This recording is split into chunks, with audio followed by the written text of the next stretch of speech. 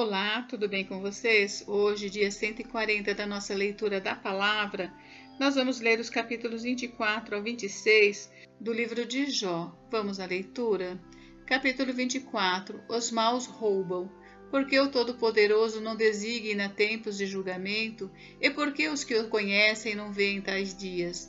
Aos que removem os marcos de divisa, roubam os rebanhos e os apacentam, levam o jumento que pertence ao órfão e como penhor ficam com o boi da viúva, desviam do caminho os necessitados e os pobres da terra todos têm de se esconder. Os pobres são explorados pelos maus.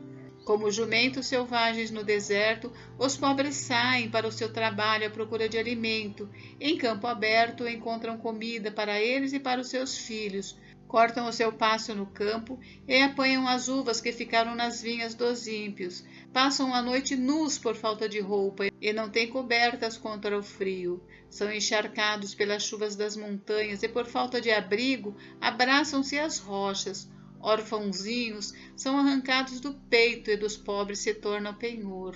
Os pobres andam nus, sem roupa, e famintos carregam os feixes. Entre os muros desses perversos espremem o azeite, pisam as uvas no lagar, enquanto padecem sede. Desde as cidades gemem os que estão para morrer, e a alma dos feridos pede socorro, mas Deus não considera isso anormal. Perversos, assassinos, adúlteros, ladrões. Os perversos são inimigos da luz, não conhecem os seus caminhos, nem permanecem nas suas veredas.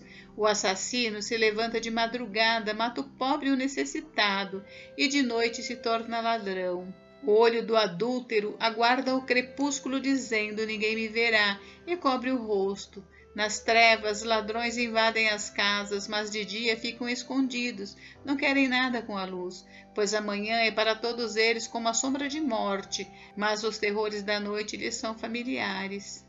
Deus atenta ao perverso.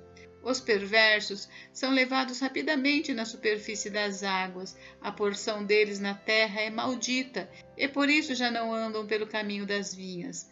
A seca e o calor desfazem as águas da neve, a sepultura faz o mesmo com os que pecaram.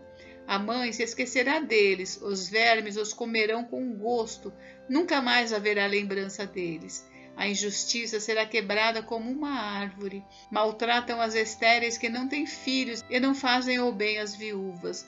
Mas Deus, por sua força, prolonga os dias dos valentes. Eles se veem em pé quando desesperavam da vida. Ele lhes dá descanso e nisto se apoiam, mas os olhos de Deus estão atentos aos caminhos deles. São exaltados por breve tempo, depois passam colhidos como todos os demais, são cortados como as espigas do trigo. Se não é assim, quem me desmentirá e anulará as minhas palavras? Capítulo 25.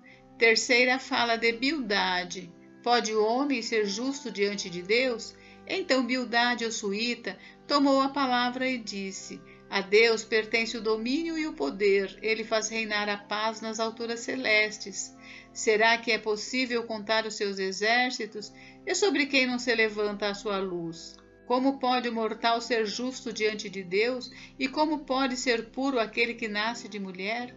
Eis que até a lua não tem brilho, e as estrelas não são puras aos olhos dele, quanto menos o homem que é larva e o filho do homem que é verme.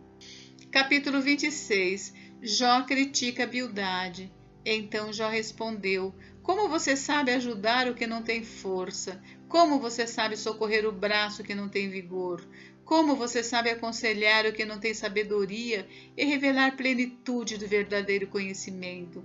Com a ajuda de quem você profere tais palavras? E de quem é o Espírito que fala em você? Continuação da terceira fala de Bildade, a grandeza do poder de Deus. Os mortos temem debaixo das águas com os seus moradores. O mundo dos mortos está desnudo diante de Deus e não há coberta para o abismo. Ele estende o norte sobre o vazio e faz a terra pairar sobre o nada. Prende as águas em densas nuvens e as nuvens não se rasgam debaixo delas. Encobre a face do seu trono e sobre ele estende a sua nuvem. Traçou um círculo sobre a superfície das águas no limite entre a luz e as trevas. As colunas do céu tremem e se espantam diante da sua ameaça. Com a sua força dominou o mar e com o seu entendimento despedaçou o monstro Raabe. Pelo seu sopro o céu se aclarou, a sua mão feriu a serpente veloz. Eis que isto são apenas as bordas dos seus caminhos. Dele temos ouvido apenas um leve sussurro, mas o trovão do seu poder, quem o entenderá? Gente, encerramos por hoje, mas amanhã tem mais. Fiquem com Deus, Deus abençoe vocês. Até amanhã.